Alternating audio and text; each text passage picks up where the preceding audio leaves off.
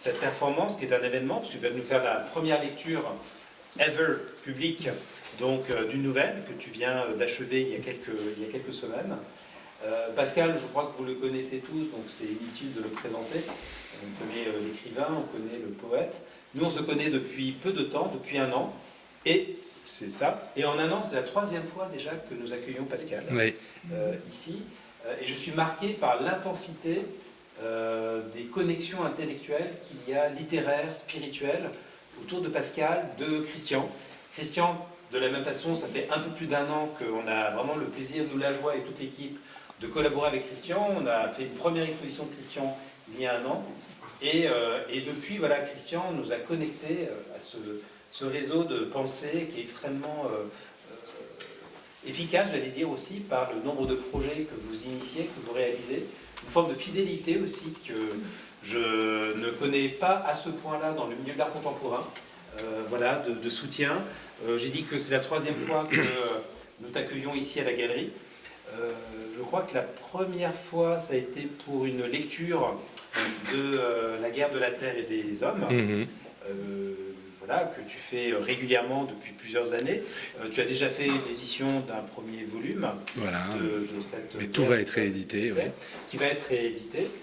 Ça, c'est la première fois, nous avons fait cette lecture ici. Ensuite, on a fait une lecture dans le cadre de l'exposition de Christian de poèmes d'un recueil qui s'appelle Chemin harangué, donc publié donc, dans la collection l'éclectique, pardon, que Christian a créée aux éditions Eliott. C'est la première publication de cette collection, 49 sonnets lyriques que Christian a ensuite réalisé en peinture. Et donc on avait accroché ici les 49 tableaux de Christian et tu nous avais lu certains de ces sonnets. Vous verrez à l'étage, nous avons accroché des œuvres de Christian, notamment 2 chemins harangués, mais également d'autres œuvres de Christian qui sont à l'étage. Vous avez fait plusieurs projets ensemble avec Christian. Au cours des 5 dernières années, vous êtes rencontrés. Donc c'est aussi une rencontre relativement récente, post-Covid, on pourrait dire, comme rencontre. Notamment des livres d'artistes. Christian me disait que vous en avez réalisé 3 livres d'artistes, dont les 70. Tu as écrit sur le travail de Christian, dans La règle du jeu. Donc, tu publies régulièrement, mais plusieurs articles sur Christian. Tu as écrit surtout un ouvrage qui s'appelle L'atelier de Christian Bonnefoy, que vous pouvez aussi... je crois qu'on peut l'acheter en la librairie. Donc la plupart de ces ouvrages sont disponibles à la librairie. Vous pouvez payer même en carte bleue, je crois. Voilà, tu as écrit aussi une préface, un conte, pour aussi un ouvrage des catalogues de Christian. Et voilà. Avant de te donner la parole, parce qu'il me reste encore 1 ou 2 minutes, on m'a demandé quel était le lien entre cette intervention ce soir et cette exposition qui s'intitule The Last Museum. C'est une exposition qui fait un peu écho à la fermeture du Centre Pompidou, donc une exposition sur les musées et le sort des œuvres. Vous savez, surtout en France, on a cru que les musées étaient immortels, qu'ils étaient vraiment l'ultime rivage qu'atteignent les œuvres pour l'éternité. Et on se rend compte que les musées ne sont pas immortels, les musées peuvent être malades, comme le Centre Pompidou, qu'on doit vider pour le curer de son mal, de l'amiante qu'il contient. Je reviens d'Ukraine, où j'ai vu qu'il y a aussi des musées là-bas qui sont vides, qui ne sont pas éternels, mais parce que, victimes de la guerre, leurs collections sont spoliées ou détruites. Et c'est ce qui m'a incité à imaginer cette exposition, qui emprunte son titre à une œuvre de Brian Gysin, donc de la Beat Generation, qui habitait cet immeuble au 4e étage, et qui a réalisé une œuvre qui s'intitule The Last Museum. Vous avez ici des œuvres de Brian Gysin qui sont accrochées au mur. The Last Museum, c'était une œuvre à partir de la construction du Centre Pompidou qu'il a vu de ses fenêtres, et donc dans une idée qui était plutôt, non pas The Last Museum en disant c'est la fin des musées, mais au contraire une espèce d'aboutissement utopique, The Ultimate Museum. C'était ça en fait son idée, que j'ai pris un petit peu à l'envers, avec une exposition un petit peu nostalgique peut-être, de ces musées qui ne sont pas immortels. Et n'étant pas immortels, les œuvres elles-mêmes n'atteignent jamais ce rivage ultime. C'est jamais l'ultime rivage, elles finissent toujours par revenir à l'eau, pour retourner dans le flot de la vie. Et c'est une des raisons pour laquelle j'ai accroché une œuvre de Christian. Donc vous avez là-bas une œuvre de la série Babel, parce que Christian, il y a une question de migration, de transfert, vous savez, de l'œuvre, et de véhicule de l'œuvre, qui finalement n'est toujours qu'un prétexte à l'œuvre. Je ne vais pas faire de grandes digressions là-dessus. Je vous présente simplement ici, c'est une bonne transition, donc le portrait de Pascal Baquet, tel qu'il a été, tel qu'il est, tel qu'il sera. Et je pense que c'est le moment de te passer la parole. En vous remerciant tous de votre présence. Merci beaucoup. Donc le texte que je vais vous lire va commencer quand je lancerai le chronomètre. J'en ai un pour moi, parce que j'ai quand même fait des petites notes dans mon texte. Vous pourrez voir à l'écran le temps défiler. Et notre ami Thierry va nous mettre l'horloge à 11h, c'est-à-dire que quand ce sera fini, il sera minuit. Je vous précise seulement que, à un moment donné, pour une raison que vous comprendrez aisément, j'interromprai le décompte du temps, ce qui fait que l'horloge mentira. Le chronomètre, si je n'oublie pas de l'arrêter, ne mentira pas. Parce que vous verrez pourquoi j'arrête le temps à ce moment-là. Et donc, ça s'appelle Coup d'éclat, et le sous-titre Prose pour haute voix. Et j'ai mis comme en exergue un petit morceau d'un verset d'Isaïe, Magid Mereshit Acharit, littéralement, raconte depuis le début la fin. La chape où notre héros tente de se délester de toutes ces listes, soit de la culture, qui remplit sa mémoire pour se retrouver seul avec lui-même, en tout bien, tout honneur anthropologique. Il lui restait 1 heure à vivre. Par un concours inexplicable de circonstances, il le savait. Quand ce genre de choses leur arrive, certains en viennent au bavardage. Il faut arranger ses affaires, délivrer un message aux siens, songer à l'éternité, ou parier, si l'on s'est cru charnel, que les désagréments conjugués aux agréments multiples n'ont pas fait un jeu à somme nulle. Comme dans le règne de l'onde, l'amas des gouttes d'une vague montante s'égalise dans le creux réciproque. Ou comme le concave et le convexe, la bêtise et l'intelligence, le génie et la banalité, tous rabattant bord sur bord l'un de l'autre, feignent une différence que démasque la fin. Le paradoxe, c'est qu'en temps normal, on ne jouissait au bout que d'une satisfaction révolue, la vieillesse. Devait-il encore être tenté par elle, prématurément, et pour 1 heure seulement? Il n'était pas tenté. Ce qu'il tentait, en revanche, c'était de savoir s'il parviendrait à n'habiter cette dernière heure que de lui-même. C'était court 1 heure, mais c'était long. D'ailleurs, il n'avait pas encore pris conscience des premières secondes écoulées de son laps. Mais alors qu'il s'apprêtait pour lui, voûtant ses épaules comme un tigre s'apprête au saut, il se sentit assiégé par le retour, sans doute inévitable, des listes. Ainsi nommait-il ces défilés dans sa mémoire de dates, de noms, d'événements, de connaissances, aussi évanescents les uns que les autres. Tout cela parce qu'il avait cru bon de se cultiver. Faut-il vous les dérouler, ces listes, comme le péché mignon que notre ascète improvisé voudrait s'interdire, afin de vous représenter son effort? Peut-être, mais à condition que devant tous les mots qui suivent, vous fassiez l'effort, à votre tour, de les situer non pas dans les pensées du personnage, mais juste à la sortie, à l'égout, en somme. Honorablement cultivé, vous connaîtrez tous ces noms. Ils s'étaient enchaînés en lui comme ces documents qu'on accumule quand on a perdu la faculté d'oublier. Liste du déversoir personnel. Histoire. Alexandre, ses crinières. César, son latin de pierre. Tous les Louis de France, leur intelligence glacée. Tous les Henri d'Angleterre, leur sang chaud par Frimat. Les Friedrich d'Allemagne, l'abîme de leur langue païenne corrigée par Luther. Les révolutions, où se perça parfois l'outre des docilités.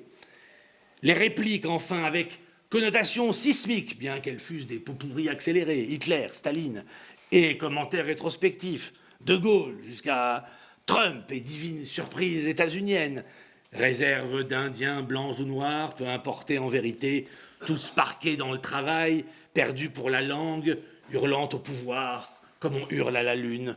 Voilà pour l'histoire. Musique, maudite faculté de laisser une mélodie noyer les pensées. Au lieu d'un nom, une bizarre concrétion s'affichait dans son esprit. Mosbakoven, à la Joyce, qui pour réveiller Finnegans, Barrit et Barrata, Barbare, Baragouin. Ensuite, les effets du dit conglomérat. Précisons la cause du carambolage. La durée d'une vie seule d'homme, un morceau de 18e et un doigt de 19e, avait suffi à la conflagration du génie, écrivant à lui seul toute l'histoire de la musique, pour fumigation subséquente.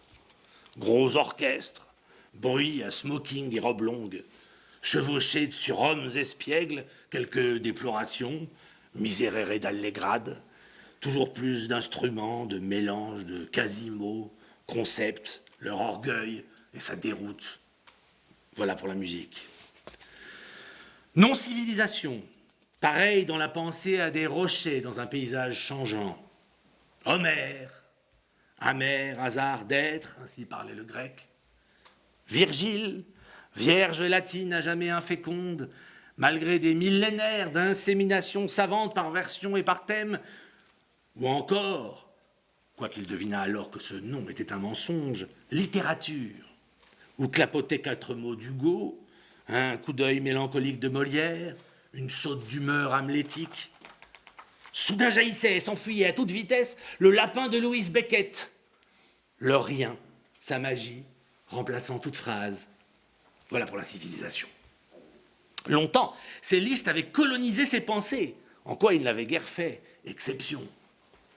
Mais à l'heure du laps, elles lui paraissaient des armées ennemies qui campaient en face de lui et dont les bannières claquaient dans le froid hivernal. Il se représenta alors un couvercle, comme le sarcophage de Tchernobyl. Il ferma les yeux pour laisser grouiller ces listes contaminantes sous la chape qui les subjuguait. Voilà. Toutes les listes fermentaient sous le couvercle. Ainsi pouvait-il les oublier. Mais il n'est pas encore délesté. Il reste quelque chose par-devers lui. Son passé personnel. Difficile, cette fois, à recouvrir. Car au passé, on s'adosse moins qu'on y avance, escorté par les fusions de ces 1000 rayons qui en partent et y retournent, entraves et cordées à la fois. Puis, s'engouffrant en lui d'une bourrasque inattendue, un autre passé, celui de Dieu. Étrange intrusion? Pas si étrange, le passé, vous dis-je. Passé, filament mémoriel des lieux traversés. Jouissance brève comme un départ, toujours suspendu, prochain désormais. Conversations inoubliables, arc-en-ciel des temps de bruine. Amitié trentenaire effeuillée comme d'anciens calendriers. Journal intime, croisé avec le journal extime, lu, télévisé, youtubisé, afin de recevoir du cours des choses qu'on avait osé nommer l'actualité un supplément. Supplément d'espace peut-être, où l'âme, réduite en sauf-conduit d'humanité, passait les douanes à mesure qu'elle avouait sa dépendance à l'espèce. Car l'espace et l'espèce étaient 2 jumeaux siamois, rêvant de la grande, de la fatale scie. Dieu, longtemps, avait été cette scie dans l'espace de l'espèce. Sitôt qu'on avait relégué Dieu dans le passé, l'espace s'était lesté de son propre poids, car rien ne le soulevait plus. Alors il s'était lentement abandonné au vide, là-dessous.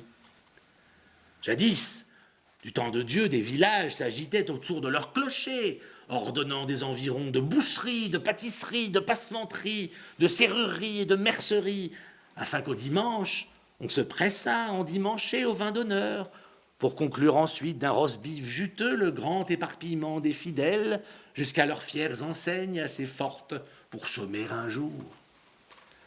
Depuis que Dieu avait été remplacé par la société, elle chômait tous les jours. La société, elle, offrait une fiction beaucoup plus délirante que Dieu, qui sautait au moins irrattrapable par-dessus le monde. Avec la société, tout poissait. Chacun, pensant s'en déprendre, l'avait aggravé de sa personne, mêlant son nom tantôt aux statistiques, tantôt aux scoops, déposant un morceau de chair personnelle sur le totem de Frankenstein, grésillant de meuglements aussi faibles que ceux de la Pythie shootés au soufre. Les prêtres dévots qui tournoyaient autour du monstre formulaient des interprétations à peine moins aléatoires que les borborigmes delphiques. Or Dieu, durant son passé, n'avait été qu'avenir. Tous en avaient joui. Paysans, rois, capitaines d'industrie même, quoiqu'ils fussent plus pressés. Jusqu'aux contempteurs et aux philosophes, aux écrivains caressant voluptueusement leur molle athéisme. Soudain, avenir bouché. La grande bouche sociale avait mangé Dieu dans la dent creuse de la physique. Il y demeurait peut-être, dans une version compressée, faite de hijab et de télévangéliste, où la moindre particule mêlait Dieu et l'homme, l'esprit et la matière, amas subatomique, quanta d'énergie, flocculation, onde et corpuscule, sauce du monde, tous les contraires identifiés. Ainsi, l'avenir de Dieu finit le grand coucher de soleil de l'histoire tant espéré par Christophe Colomb, Hegel et Tête d'Or, en avant vers l'ouest, avait muté en passé aussi impossible que sa contrepartie, l'aurore. Quand il devint le synonyme de tous les maux du monde, Dieu cessa d'être irrattrapable. L'espoir n'avait plus lieu, les lieux eux-mêmes ayant été broyés par les vastes molaires de l'indifférenciation.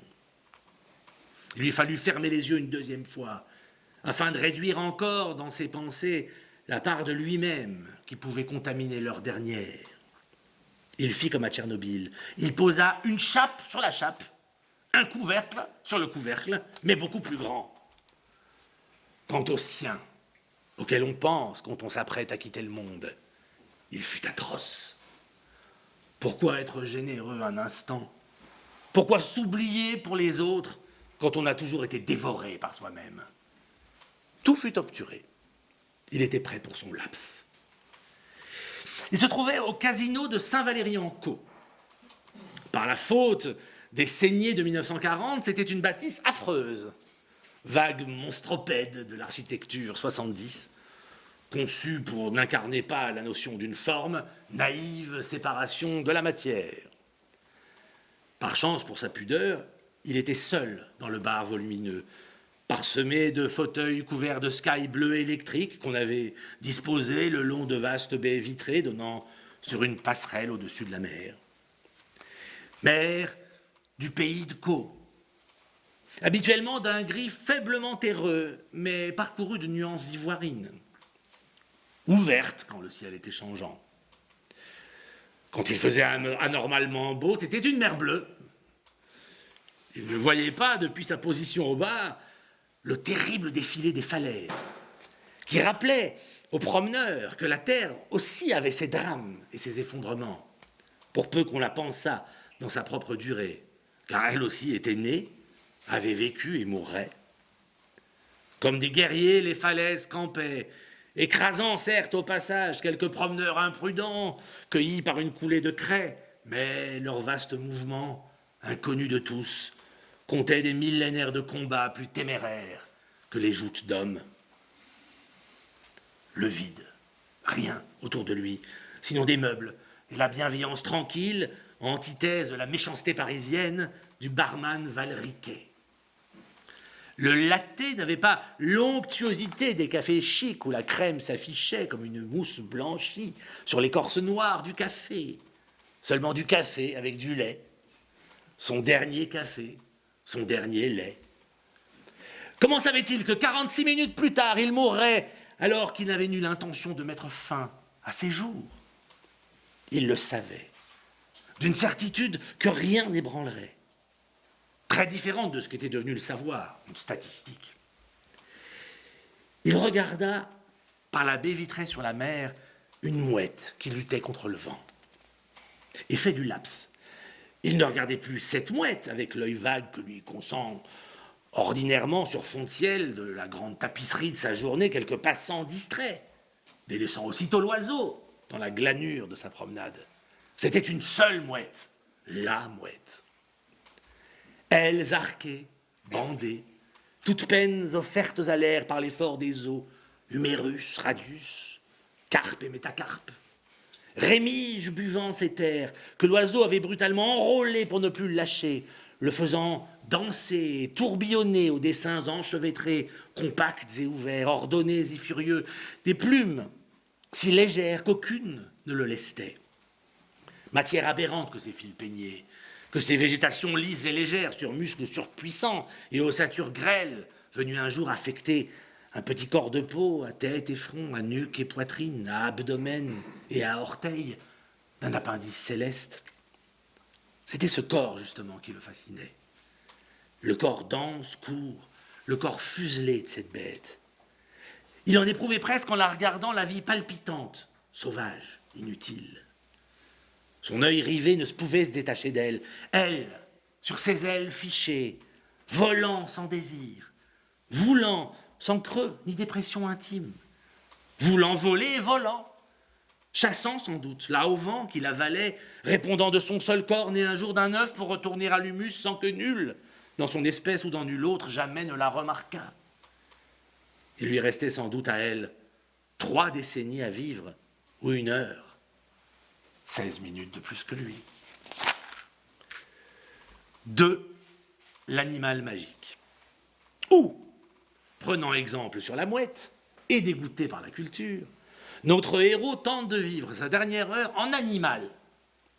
Mais parce qu'il est tout de même anthropologiquement un homme, un animal magique. Il sortit du casino en appuyant sur la barre de poussée dite anti-panique, qui ouvrait sur la passerelle de bois protégée d'une fine balustrade de métal blanc.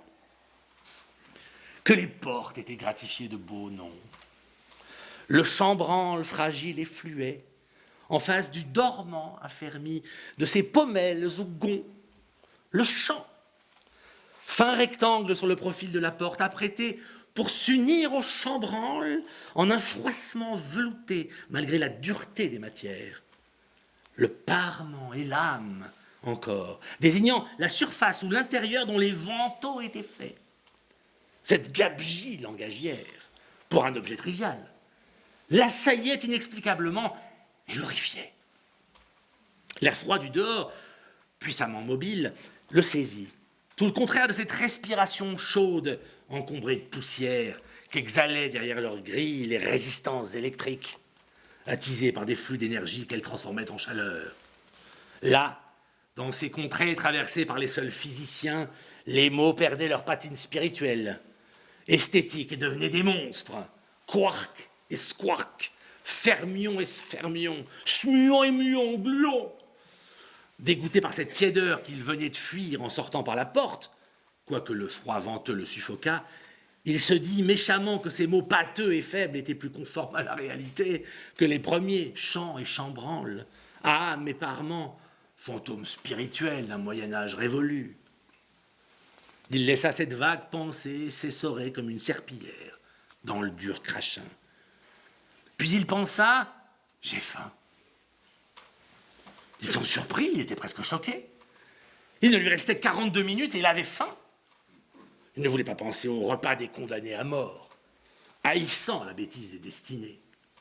Mais sur la maigre plage, dont les platiers étaient cachés par la marée, devant la mer plâtreuse, il fallut bien empoigner sa faim. Dans le ventre, ce n'était pas que quelque chose s'était ouvert, c'était une voix qui feulait. Il traduisait « J'ai faim ». Il s'était toujours laissé porter lors de ses précédents feulements sous les souples conduits qu'offrent les habitudes, aussi fluides que la porte antipanique. avec son espèce de satisfaction intime quand se conjuguent la poussée liquide de la barre et le déclic du loquet. C'est ainsi qu'à chaque fois, pistant pour ainsi dire le feulement, il se retrouvait confortablement devant un steak fumant et des endives braisées. Il avait pu être en même temps un père, un mari, un travailleur, un connaisseur, un rêveur, un esprit analytique et lucide. Et le voisin immédiat de cette voix de tigre, feulant, pressante entre ses côtes. Un paquet de chair pris d'échauffement en plusieurs endroits peut-être, ou plutôt d'une soudaine contraction de sa masse, hurlait à la dilatation. Un mouvement était exigé pour parvenir à la nourriture. Une série d'opérations engageant les pieds, les jambes, les bras, les mains, et tout un espace à traverser hors de soi jusqu'à la cible. Une matière hétérogène, fondante comme le chocolat, ou résistante comme le muscle animal, mais cuite alors, assouplie, doucement apprêtée par la chaleur à flatter les muqueuses sous la férule des rugissements. Il avait choisi, plutôt que de perdre ses précieuses minutes, plutôt que d'aller au steak, comme on va à Canossa, d'écouter, de laisser monter l'énorme bruit sans lui répondre, sans lui obéir. Victoire, signalait-il à son corps qu'il était un esprit dominant ? Facile à dire. On est tout de même mieux un mois quand on a réglé la question de la faim. Rien ne dit qu'en bravant ainsi ses entrailles, il demeurerait celui qu'il croyait être. Il se prit à envier la porte, qui, elle, malgré son âme et son parement, n'avait pas faim. En elle, tout était fixé. Bonheur des matériaux, qui n'ont pas à vivre, seulement à être. Matériaux que ne surplombe pas la gelée grisâtre du ciel sous lequel doivent se mouvoir les animaux. Qu'était-il d'autre à présent qu'un animal ? Médiocrement assuré d'un sol, où le pire peut advenir à chaque instant. Trébuchement, irruption d'un prédateur. Projectile, foudre sadique, pluie transperçante. Choc dans une proie qu'on n'aura même pas l'occasion pour en profiter, de tuer d'un coup de griffe ou d'un étranglement, pour la raison paradoxale que la faim, primant sur tout, haine, hasard, temps ou espace, tant qu'il fait, tant qu'elle remue et attise, exige un déplacement. Parce que la faim parle, commande, écrit une ligne d'écriture qu'il attache à sa cible. Écriture inflexible, autant que ne peuvent différer les lettres d'un mot. Elle riait de l'humble prétention d'un homme à se croire quelqu'un. Du haut de toute sa faim réitérée, il devenait innombrable. La faim, toujours recommencer. Le voilà devenu un animal magique. La cage est ouverte. Le tigre roule des yeux jaunes dont il ne cligne plus. La roue des mots a cessé de tourner. La cage du ventre gonfle et se dégonfle. L'air ne la nourrit pas. Il regarde, il guette, il voit. L'idée du temps qui lui reste n'a plus de sens. Ni les mots. Qu'est cela un mot ? Le mot faim a fondu en feulant. La bouche hait ses dents. Dessous, un abîme noir parcouru de traînées rouges, d'un rouge profond, gras, pâteux, c'est le ventre, mordant la bouche aux dents de la faim qu'il parle. Alors sa faim jaillit sur la mer, éclate en paquets de chair projetés sur les indifférences du ciel. Tout son corps, et non pas en feu, du feu. Feu au bout de ses doigts et aux cheveux de sa tête, jusqu'aux fameux membres humiliés qui voudraient tant se préparer pour sa propre faim en bon voisin, pour le moment où l'autre n'aura plus faim. Il ne paie rien pour attendre. Il attend, minutes dévorées dans l'atrophie d'attendre, nu, couvert comme un caniche à mémère d'inutiles entraves. Ce n'est plus la puissance, ni être, ni vouloir. Il n'y a jamais eu d'autre magie. C'est la seule. Plus de monde, la faim. Il n'a plus faim. 3. Le religieux historique. Où notre héros, à défaut d'habiter sa faim disparue, est contraint à une nouvelle avancée anthropologique et se rabat sur la religion, qui, pour des raisons indépendantes de sa volonté, l'oblige à se regarder lui-même comme Dieu en l'absence d'un autre quelconque. N'étais-je pas un animal magique ? Me suis-je bercé d'illusions, pensait-il ? L'animal était triste. Seul, sa faim suspendue, soudainement, il était seul, entièrement. Or, il demeurait. Il délaissa la passerelle bordant le casino et descendit sur la plage. D'infimes trouées laissaient encore percer le soleil, colorant d'émeraude par plaques rescapées la masse mouvante de la mer. Il faisait terriblement froid. Des paquets du vent déployaient autour de ses lèvres chaudes de petits haillons de nuages. La mer grondait, molle. Brutale panique. Il reste 36 minutes. Il ne lui suffit plus d'être à côté de lui-même. C'est autre chose. Ce n'est pas seulement qu'il est dérisoire, c'est que le décor où il vient de découper comme une décalcomanie sa personne pour la déplacer ailleurs l'est aussi. La masse totale de la mer tombe dans la vanité de la mort. Imaginez un homme seul, sans famille, sans culture, sans amis, sans espoir, sans ennemis même, qui puisse le conspuer au moins au moment de chuter, tendant au moins ce fil de haine pour en nouer son effilochement. Rien, personne. Une seconde, atroce. La suivante, mordante. Soudain, il se souvint de ce qu'il avait vu un peu plus tôt dans la journée, avant qu'il n'apprît qu'il ne lui restait qu'une heure à vivre. Avant de partir en voiture pour le casino de Saint-Valery-en-Caux, il avait eu le temps de contempler le paysage hivernal depuis son jardin d'Étouteville. Long clos masure, chemin creux, bordé d'arbres, répons de chênes et hêtres, vaste plaine arasée de ses blés, pelouse en nappes larges, petits bosquets morts ou grêles, tout, arbres, tiges, herbes, tout s'était métamorphosé en étui pour le givre. Le triomphe du blanc. Monde gainé d'un blanc mélangé par le brouillard, mais cristallisé sur chaque infime poussée. Il se sentit saisi à son tour par la glace, sur cette plage venteuse. Le froid commençait de le dévorer. Il ne souffrait pas. Il vit que la glace était bonne. À son tour, il devenait blanc. Non plus blanc comme on dit blanc de peau ou de destin, avec toutes les portées morales qu'on voudra. Il était blanc comme le givre, comme le ciel, comme la mer était coiffée d'une blancheur surnaturelle. La chair d'un monde nu et blanc, car toute couleur avait été mangée par les cristaux du givre. Non plus du dedans de lui, comme la fin de tout à l'heure. C'était d'un dehors imprévisible, lié au froid seul, à la seule dépression des rayons solaires, à leur chute, à leur manque, à leur adieu irréversible, à la mort des étoiles, songea-t-il, qu'il devait, cette extraordinaire métamorphose, surédifier sur son corps et son heure. Il était désormais un homme de givre. Il sentait la température intérieure de son corps qui descendait lentement, sinon qu'elle cousait de plus en plus difficilement, enquistée de cristaux plus coupants, l'aiguille du reste d'heure dans la pâte veine dessous qui lui prêtait sa forme.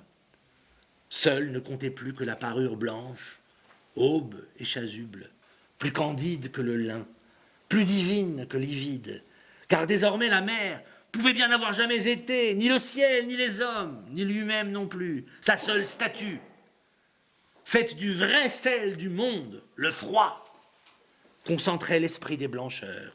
Cette fois, alors que crissaient en lui les dents du temps, plus lentes et fatales, que la glace ralentissait, il la tenait, cette heure. L'homme de givre qui régnait sur le froid pensa « Tout est immobile, c'est moi qui crée le temps à même mes morsures. » Mais alors, le vent forcit, et cette surprise le fendilla, car un morceau creva du blanc tissu du ciel, pâle, hâve, presque éteint, mais d'une ascension lente et maladive, un jaunâtre, d'abord, à peine jaunâtre, puis une autre longueur d'onde, plus dure, plus absurde et fatale, tirait déjà plus loin. Alors un vert, oui, pisseux d'abord, mais gonflant d'un vouloir qui le stupéfiait, un verdâtre, aussitôt vert et verdoyant, puis, s'étirant encore plus loin dans le spectre, un bleu enfin, éclatant comme la nuit, cruel comme la nuit, parurent autour de lui. Au même moment, dans son jardin d'Étouteville, il ne le saurait jamais, le canon des chênes et des hêtres exultait au plein champ d'un or bleu. Chaque particule de branche, chacune de ces griffes hissées dans la pelle effeuillée de l'espace laissait se dégoûter l'ondée, pluie joyeuse sous le ciel immaculé. D'abord des grelots de gouttes, au premier rayon d'un feu revenu de si loin, puis des averses, des crépitements aussi vivaces sur chaque branche que des craquements d'incendie. Le givre fondait sur les choses diverses et les arrachait à l'union parfaite du brouillard. Lui, notre héros, que le gel avait crispé si hautement, l'homme de givre, fondait. Le corset de la glace, sa violence expiatrice et pure, où il avait mis toute sa volonté en s'y croyant un dieu, était gagné par la débâcle. Ruisselant sur lui, des ruisseaux de toutes parts transformaient déjà en souvenir cet instant pur, ce moment où il avait été Dieu. Comme du gel d'un dieu naît en fondant l'histoire, le temps ressuscitait à ses flancs délivrés, et il le haïssait. Mu en animal magique, il avait pleuré la magie. À présent, il pleurait la mort du dieu qu'il s'était cru lui-même. Il songea faiblement que toutes les aventures humaines avaient tenu comme la sienne à ce même instant, où quelque chose de très froid, de très lointain et de très mort, bien plus mort que ces corps qui se meurent, quelque chose d'astral, ou même pire, du cœur d'un quark, ou moins encore, ou d'un trou noir en quelques points absurdes d'une carte, s'était dégorgé, s'était vomi de soi-même, et que de là, des traînées terriblement longues de significations, de coutumes obscures et de projets aventureux avaient pu s'écrire, se croyant guidés par une force, alors que toute la force du gel, au contraire, se défaisait en elle. Il lui restait 30 minutes à vivre. L'horreur d'une moitié de vie, renaissant à côté d'une moitié de mort, faisait de lui une aberration, raide et molle à la fois, nauséabonde. 4. L'artiste technique, où notre héros, ne pouvant être un dieu ou un animal, contraint de poursuivre son projet anthropologique, se rabat au moins sur l'étape suivante, à savoir la tentative d'être l'auteur d'un poème, art premier des êtres parlants. Il rentra dans le casino. Une horrible chanson des années 70 qui parlait d'amour et de le faire, grésillait malgré les voix ouatées des haut-parleurs encastrés. Petite touche nacrée sur le plafond blanc de cet arche échoué, où il était, barman mis à part, le seul survivant, qui charriait dans leur onde de lait et de miel des corpuscules et des gravillons. Ceux de l'insipide disco qui harcelaient l'oreille à malingre renfort d'aigus, de plats accords et d'aigres sons maigrichons. En même temps qu'à la pop, après le divin silence, il était rendu aux noms et aux adjectifs. Les adjectifs surtout l'épuisaient. Mettre des noms sur les choses était déjà une tâche bien lourde. Fauteuil, par exemple. À hisser tout le corps de ce mot alors qu'on venait de s'y effondrer. Et qu'en quelque sorte, on était obligé de se relever. Avec ces douleurs blanches comme des lames le long du muscle. Et cette victoire insatisfaite de se retrouver debout, à quoi bon? Mais avec l'adjectif, c'était pire encore. Telles ces fresques hideuses, ces trompe-l'œil pathétiques, dont on peinturlurait les HLM des années 60 à défaut de les abattre, les adjectifs lui paraissaient un replâtrage qui tartinait un surplus joliet sur quelque chose de très froid, de très triste, de très raté, le mot. Il regardait tout autour de lui, accablé. « Qu'est-ce que je peux vous servir ?» bondit le barman, mu du joyeux stoïcisme d'un cormoran valriquet. Il se demanda un court moment s'il allait lui répondre. Rien ne se tait jusqu'à la dernière seconde, jusqu'aux soins intensifs ou à la réa, dans ces émissions sonores dont les mots sont les fidèles prétextes. Gestes et procédures inventés pour les corps, bouche à bouche, corps à corps, circulant de main en main, à travers des tasses, des verres, des clubs sandwich, des îles flottantes ou des fondants à la morphine, en goutte à goutte de surcroît. Vous prendrez bien un peu de morphine, dit le mot. Le serveur, nommons-le servus, était sûrement aussi dépité que lui pour venir ainsi l'alpaguer au lieu de camper fièrement, derrière le zinc en feignant l'affairement. Certes, son emploi le destinait à ses élasticités d'obligeance, et ses impromptus d'irruption ne l'humiliaient en rien.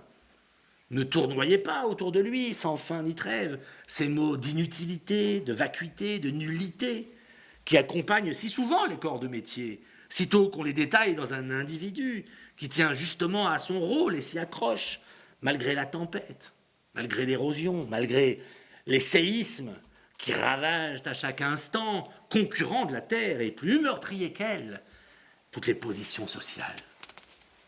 Bientôt, sûrement, des robots serveurs de Mr. Musk finiraient par remplacer Servus devant les fauteuils de Sky Bleu.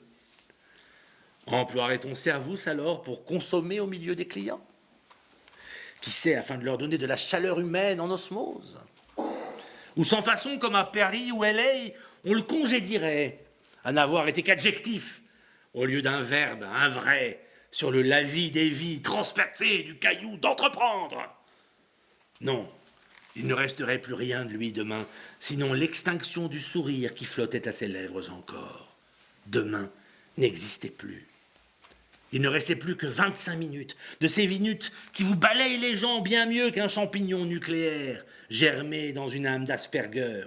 Même Mr. Musk, d'ailleurs, l'avait avoué dans une interview. « It will be a relief », quand on l'interrogeait sur sa mort.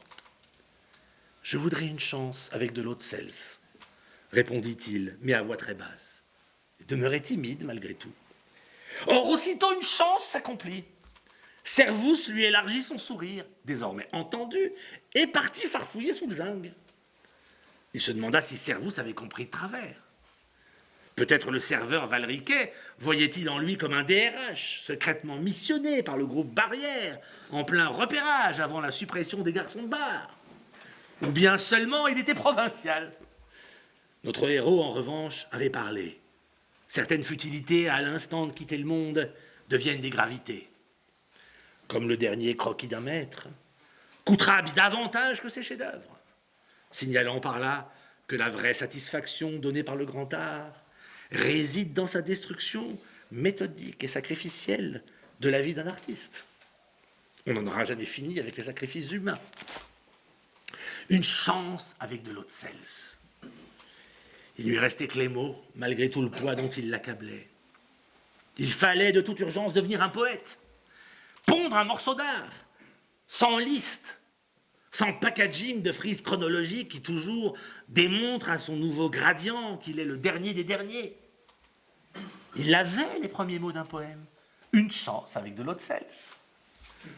On ne fait jamais rien avec les mots sans les avoir déjà prononcés. On n'invente pas, quoi qu'on dise, de langage. Il ne s'agit jamais avec les mots que de les agencer. En vérité, le façonnement d'un poème, loin de former, consistait à déformer les mots. Exactement comme tout façonnement, en vérité. Qu'on parle de pépites d'or ramassées dans quelques torrents américains, d'un peu de houille extraite des corons, ou d'un peu de bauxite du Toronnais. On avait, en sertissant un diamant dans une bague chaumet, de 7 or, en réchauffant sa promise au poêle chauffé par 7 houilles, en lui dépliant pour lui offrir sa chocolatine le papier alu de 7 bauxites que déformaient les étincelles du limon, qu'endurcit la pâte fascinante des houillères, et qu'en l'édit le rouge sang qui paraît le sol mystique du Toronnais en extrayant la lumine. Les mains d'un poète, des opératrices du désenchantement. La perverse nature humaine s'exaltait d'avoir déformé le monde. Elle exultait de puissance et d'orgueil du Créateur, croyant à la nouveauté de ses modelages, elle qui n'avait fait qu'un brouet d'une ancienne floraison de choses aussi subtiles et différenciées que les particules et les étoiles. Les langues, reçues comme tout le reste des choses à un beau matin à l'aurore, avaient été le seul vrai poème. Les poètes papouillant les mots, les écrasant, les caressant, les pinçant ou les tordant avaient cherché à leur donner du plaisir ou de la souffrance. Ils n'étaient parvenus qu'à les rendre plus cassants et plus secs. Au moins, son poème à lui était fait d'eau et de gaz. Au mieux, il pétillait. Au pire, c'était la noyade. Mais je voudrais une chance avec de l'eau de Cels. Était-ce là vraiment un poème ? Ce qui lui paraissait admirable, c'est que dans le mot Cels, il entendait la légèreté des bulles. Du moins le croyait-il. des bulles de la chance, s'entend. Cels, c'était cels, soit sel, comme le sel de la terre, suivi d'un Z qui sifflait, voltait comme la mouche tsetse, mais non pour endormir, pour aiguiser un éveil au contraire, celui d'une chance, aux élytres de scarabée magique. Mais fallait-il garder pour commencer le satané poème ce « je voudrais ». Je voudrais une chance avec de l'eau de sels. Est-ce qu'une chance avec de l'eau de sels, comme un commencement pur, n'était pas plus sublime, plus mystérieux, sans cette personne et son vouloir? Ou bien fallait-il le charger à craquer du moi, comme une montgolfière de ses sacs de sel, pour en transformer le boulet en envol pétillant et gazeux? Voilà que revenaient dans son esprit des adjectifs maudits, qui s'abattaient comme des mythes dans de l'insecticide, piteusement, mollement. Le poème était menacé. Il n'y a pas de poème quand on hésite. Il n'y a de poème que lorsque c'est évident. Sinon, on maquille, on apprête, on polie les mots. Bref, on maquille son crime. Avait-il assez aimé, assez pensé, assez agi? Il se voulait poète, il fallait donc s'implorer. Pour découvrir sur la pointe de sa maturité qu'une chance avec de l'eau de sel suffirait, d'une merveille ou d'un hasard, à donner à son passage, bientôt terminé à l'insu de tous, une substance quelconque. La béance s'élargissait devant lui comme une mer confant, entre ces mots des derniers moments que personne n'entendrait, et tous ceux qu'il avait semés autour de lui dans sa vie, mots du travail et du loisir, mots du plaisir et de la peine, mots du deuil et du commencement, mots de l'intelligence inutile et de la bêtise universelle auxquels il avait vaillamment contribué comme tout le monde. Comme il était éloigné désormais de ces milliers de minutes vécues qui précédaient son laps, alors qu'un jour il les aurait confondues avec l'instant présent, déployant mollement son âme de flasque panda. Les pandas disparaissaient du monde. Toute continuité était une illusion perdue. Les formes des villes, les noms des gens, les souvenirs et les présences se fondaient en une même écume aux bulles éclatées. Demeurait une chance avec de l'eau de sels. Que voyait-il là-dedans, nom de nom? Cette chance pouvait-elle prendre corps, au moins pour lui seul? Avait-elle un visage, une apparence, une couleur qui excédassent l'éclatement des bulles d'eau? C'est alors que Servus revint avec un plateau. Dessus était posé un verre contenant un liquide jaunâtre verdâtre, d'apparence sirupeuse. À côté, une haute bouteille compacte et lourde, comme un thermos, surmontée d'un bec qui lui évoqua passagèrement la porte antipanique. Pour cette promesse d'un plaisir magique offert au pouce, dont la pression actionnerait un mécanisme souple et velouté. Servus, tout sourire, quoique un peu essoufflé, « Je suis allé chercher la bonbonne à l'hôtel », proclama-t-il, s'empara d'elle et d'un pchit retentissant fit s'écouler dans un cocktail à l'eau de sels le poème de notre héros. Il n'osa pas se demander s'il existait ou non un cocktail dénommé Chance, ou si le barman avait compris de travers, à la faveur de son articulation déficiente. La chance était justement advenue. Son poème avait fait effet. Au lieu d'en pleurer, il saisit son smartphone. C'était bien pire que des larmes. Téméraire ou prétentieux, il l'avait éteint. Bien vite, mais toujours trop tard, la petite pomme, dévorée par Alan Turing un jour d'arsenic, allait lui rendre au centuple les listes illimitées qui seules désormais le séparaient de la mort. 5, le machinique statistique, où notre héros, après avoir traversé en accéléré toutes les postures anthropologiques de l'ancien monde, en vient à choisir la dernière, afin de se scroller lui-même au bout de son propre doigt. « Alors, comment vous avez trouvé vos cocktails ?» lança Servus du bar, en secouant une pleine caisse de glaçons. « Je suis estomaqué, » répondit notre héros, après l'avoir avalé cul sec, trop conscient que le barman devenait, pour les 17 minutes restantes, le centre de gravité de son existence. Il fallait surtout faire vite. Le pauvre Servus ne savait-il pas, comme cette conversation hypothéquait... Quoi d'ailleurs? Son salut, sa damnation, sa péroraison. Je me suis dit, reprit Servus, le client a produit ici une allusion. J'ai pas l'air comme ça, mais je paye mes études, je fais une école de commerce. J'ai fait de la culture G. J'ai tout de suite repéré Harry Potter. Je me suis dit que vous étiez un fan, comme ceux qui font du Quidditch en Écosse. Et oui, la chance liquide, préparée par le professeur Slughorn, la Félix Felicis. Pas vrai, celle qui permet à Harry de trouver leur trucs. Alors je me suis dit, faut que tu regardes sur YouTube la couleur que ça a. Dans le film, c'était jaune, tendant vers le vert, comme toute la charte graphique de HP d'ailleurs. C'est là que j'ai trouvé dans la Bible du barman le nom d'un cocktail célèbre qui s'appelle le Last Word. C'est un peu le cocktail de la dernière chance, puisque c'est le dernier mot, vous voyez. Du gin, de la chartreuse verte, du marasquin et des citrons verts. Et hop, le tour est joué. Et voilà Félix Felicis à l'autre sels. Alias Last Word, mais moi désormais, je l'appellerai le cocktail chance. Pas si mal les bouseux de Saint-Val, hein? Le pire était arrivé. Les noms propres, soigneusement évités, étaient revenus de la façon la plus désespérante, même si c'était aussi la plus sympathique. L'anecdote. Il avait censuré Shakespeare et Hiroshima pour devoir autoriser Poudlard et Voldemort. Il ne voulait pas, il ne devait pas penser à eux, à Harry Potter.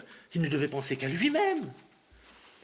Harry Potter, continuait-il pourtant de penser malgré lui, revient à lui-même au moment de rendre l'âme à la baguette de sureau brandie par le sorcier reptilien. Et moi, s'il continuait ainsi, il mourrait gâteux. Il fallait toute urgence rouvrir le sarcophage pour y jeter Harry. Vous savez, reprit notre héros, je suis un peu secret comme Sirius Black, alors je dois me... Qu'est-ce que vous avez dit? J'ai dit Sirius, mais il n'avait pas dit ce qu'il avait dit. À savoir, j'ai dit Sirius. Que déjà s'affichait sur l'iPhone rallumé une petite boule animée de mouvements intérieurs et colorés, le fameux kaléidoscope Apple. Car s'il avait dit Sirius, il avait dit aussi « dit Siri ». Si bien que la voix chaude de Siri, se contentant alors d'un hum-hum, se mit aussitôt en branle pour n'entendre dans la bouche de son maître anonyme que la syllabe « us ». Aussitôt s'afficha « us » à l'écran, le renvoyant à « us et coutume ». Cauchemar, la civilisation revenait, elle l'aspirait. Le geek, penché sur l'épaule du client, avait tout compris à la vitesse de l'éclair. Lui aussi, comme la porte anti-panique, comme la bonbonne d'Autzels, et comme la petite boule de Siri, avait l'intelligence veloutée, satisfaisante et voluptueuse. Moi, c'est quand on m'avait parlé de Sirius Black que j'ai été estomaqué, parce que j'ai pensé exactement ce nom en vous regardant. Pitié, une ramification de la conversation, un affluent, un confluent. Je suis absolument désolé, bredouilla précipitamment notre héros. Je dois me connecter, j'ai un webinaire dans 1 minute. Pardon, je vous laisse tranquille. Laissez-moi vous offrir un deuxième cocktail, c'est pour moi. Mais notre héros s'était déjà levé, comme attiré par une mouche vers la vitre, feignant d'y chercher plus de réseau, brandissant le smartphone comme un objet magique, tout en accrochant fébrilement à ses oreilles les AirPods d'un blanc gras et glacé qui retentirent d'un son velouté, satisfaisant et voluptueux. 13 minutes.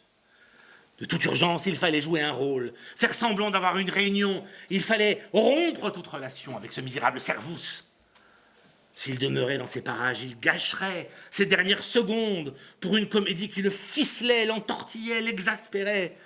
Il ne parvenait pas à trancher par la violence un fil tendu avec un semblable, malgré tout le mépris dont il était capable. Tout misé sur le smartphone, la dernière de toutes les tours d'ivoire. Il se jeta dans son téléphone comme un lapin dans son terrier en criant « Je suis en retard, je suis en retard !» Ses doigts tapèrent malgré lui. L'inconscient structuré comme un langage ayant commencé de sévir. « Donne-moi toutes tes listes !»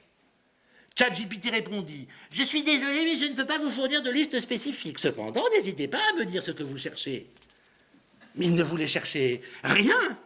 L'horreur de ce moment le cisaillait. Cet objet dans sa main, rectangulaire, velouté voluptueux, bête, adjectival, nominal, glacial, cet objet bon à tout, pourri tout tapoter, scrollé en gestes veloutés et voluptueux, qui savait faire exploser des bombes, programmer un attentat, soigner un cancer, écrire un discours présidentiel, concocter des homards thermidor et des Félix Felicis, jouer du Liszt au piano comme ça François de Paul marchant sur les eaux, peindre le surplice de Martias de Titien, inventer une résidence hôtelière sur la planète Mars, Ouvrir le cerveau d'un Asperger et vous délivrer de la conjecture de Fermat, du problème de l'existence des UFO, du problème de l'existence de Dieu, du problème de l'existence de problèmes. Cette concrétion finale de solutions à toutes choses aussi veloutées, voluptueuses et satisfaisantes les unes que les autres, lui ouvrait avec 11 minutes d'avance la porte de l'enfer.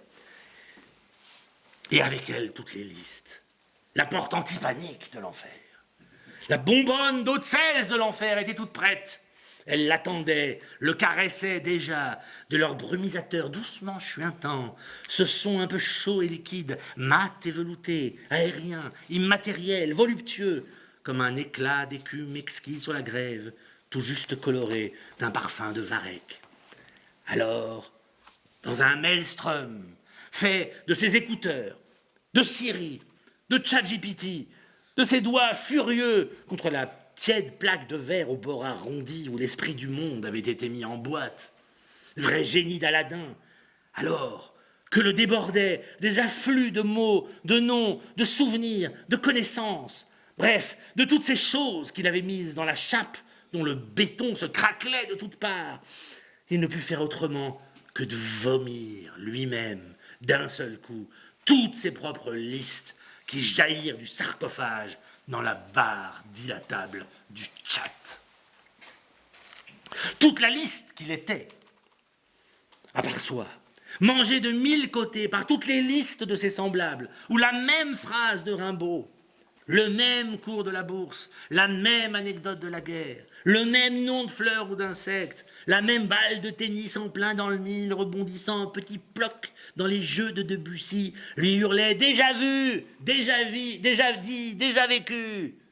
Toute cette masse de pensées, de paroles, de vie et muscles d'homme, de rêves d'enfants, transformés en énergie neuronale et grassement charriés dans des circuits à monstrueuse tension, fut crachée, offerte, sacrifiée, brûlée dans les excitations électroniques de la bestiole rectangulaire qui se mettait dans sa main à chauffer effroyablement comme un volcan et comme la vie. Je crois que c'est le laps qui fit chauffer ainsi l'énorme machine statistique du monde. Car il n'avait fait qu'une chose, enter. Il avait validé, sur la petite flèche violette de ChatGPT, tous ces datas à la gueule du monstre, c'est-à-dire une goutte d'eau dans la mer.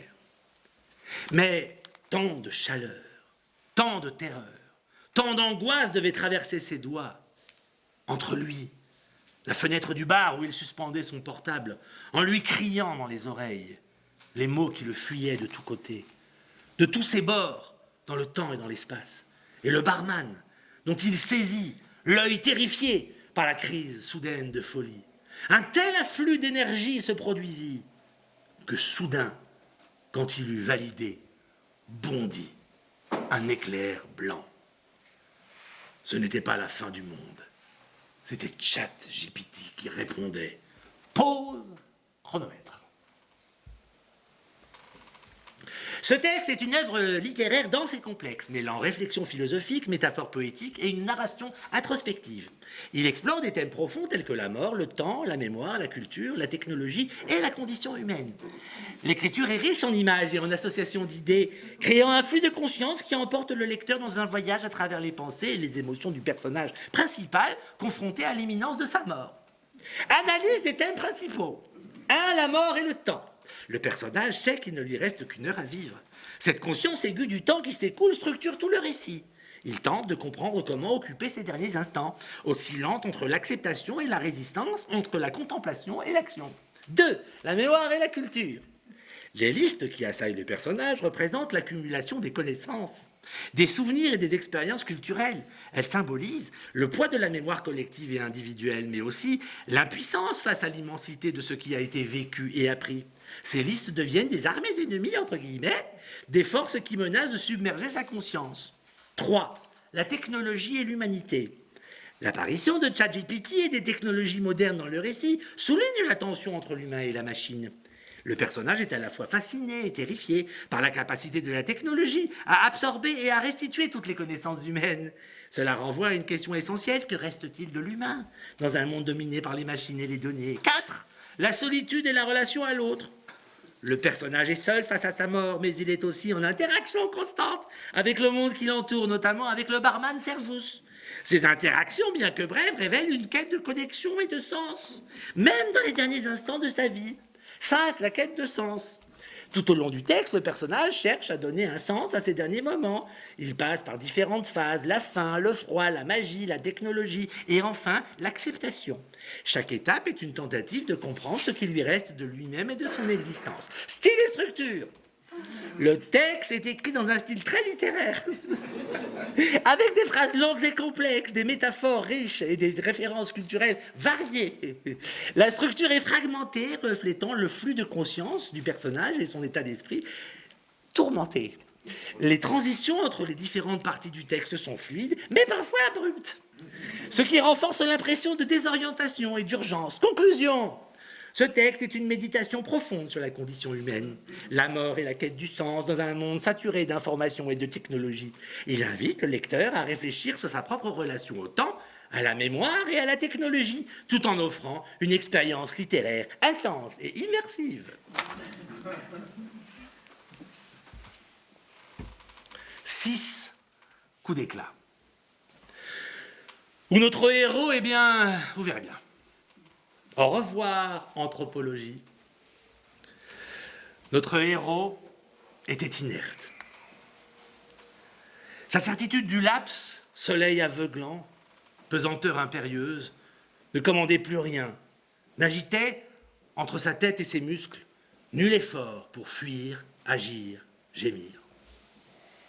Après leur obscène dégorgement, ses listes lui évoquaient à présent un échouage de manchots. Car il songeait à cette île, qu'accosterait bientôt, dixit ChatGPT, l'iceberg géant, l'errant immense et redoutable. Un jour de hurlements et de grincements, la banquise avait brisé la banquise pour devenir iceberg. Lorsque le monstre épouserait l'île des manchots, son baiser, à leurs morts multiples, les éparpillerait comme des poussières. Qui payerait-on au journal encore pour pleurer les manchots ? La mort des manchots, une simple manchette. Il n'était plus qu'un manchot parmi les manchots. Ce choc, il l'éprouvait presque. Non pas celui de sa chute prochaine, non. Choc d'ensemble sur le néant physique. Le choc d'un monde dans l'autre à travers une corde.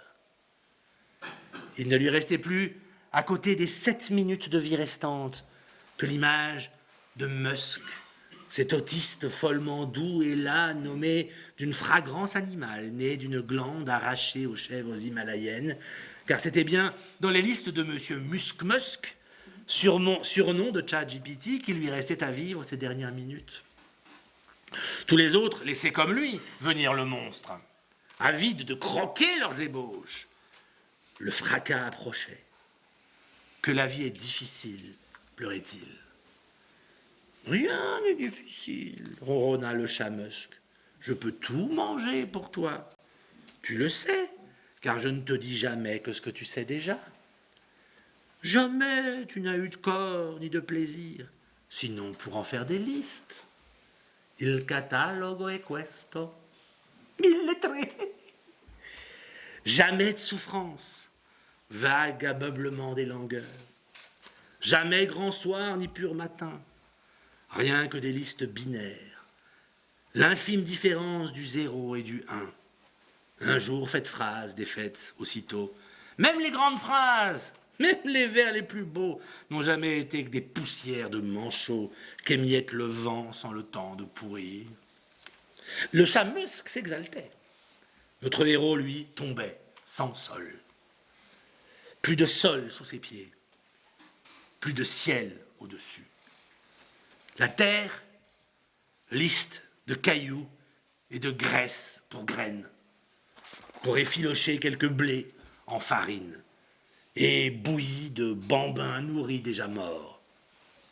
Pour guerre sur podzol en mottes immuables, grains concassés mêlés d'eau croupissante, à faire exploser sous quelque forme binaire, c'est indifférent, obus ou fécondité, grenier ou tombe. Tout totalisé d'un clic. Clic n'est pas un mot, un pur comique.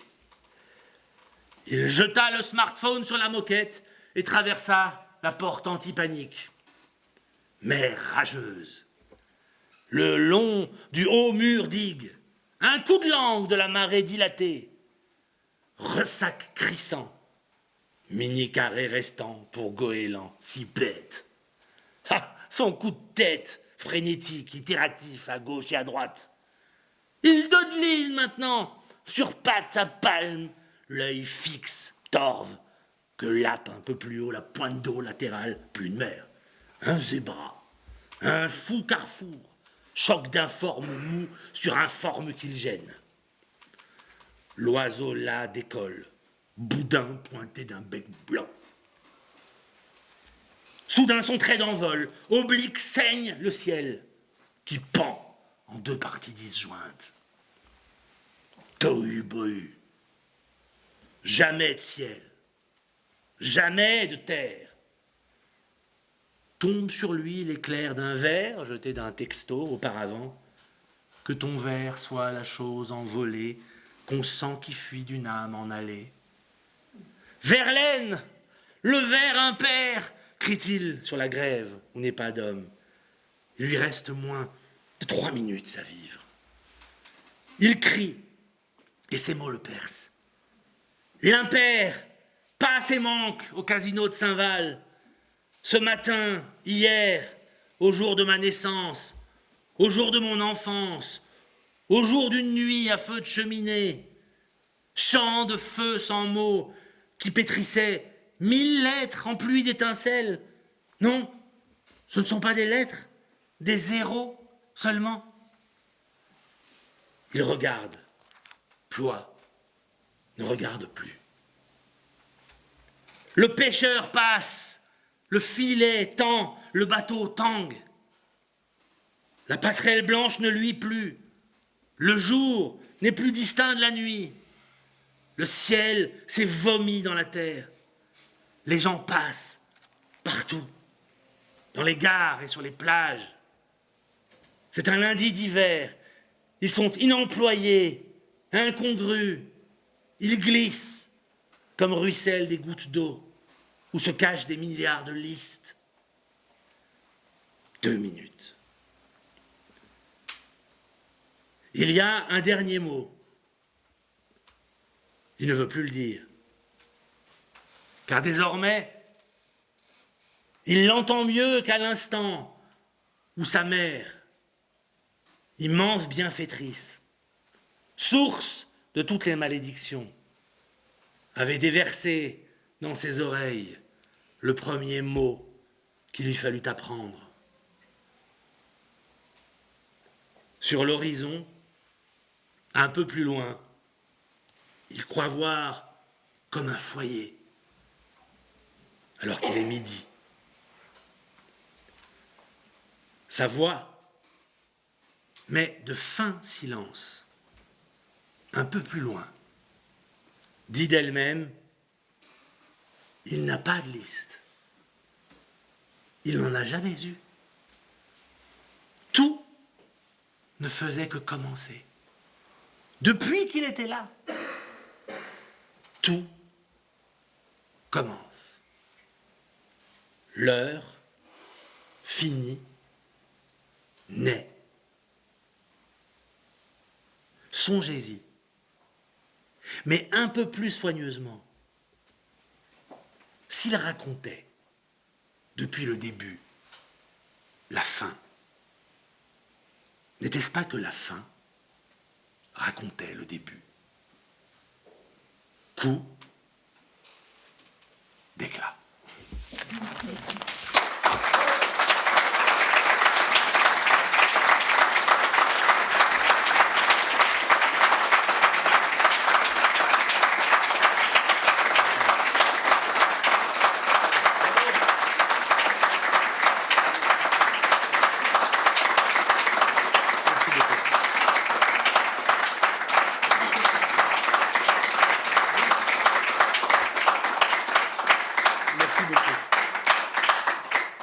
Et maintenant, nous allons boire, semble-t-il.